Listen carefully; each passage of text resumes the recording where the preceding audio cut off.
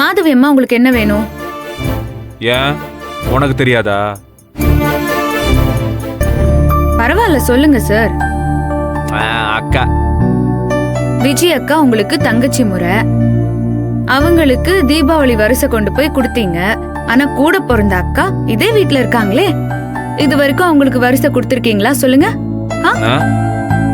இந்த மாதிரி ஒரு மேட்டர் இருக்கிறது எனக்கு இப்பதான் நீ சொல்லிதான் நந்தினி தெரியும்.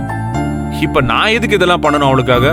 No chance. பண்ணணும் சார், அதுதானே சொந்தம் உறவு எல்லாமே. மாதவி அம்மா மனசுலயும் அப்படி ஒரு எதிர்பார்ப்பு ஆசை இருக்காதுன்னு எப்படி சொல்ல முடியும்?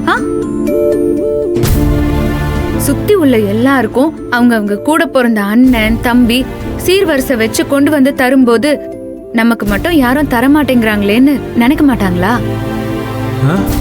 சரி, நீ என்ன இப்போ இத கொண்டு போய் என்ன கொடுக்க சொல்றியா?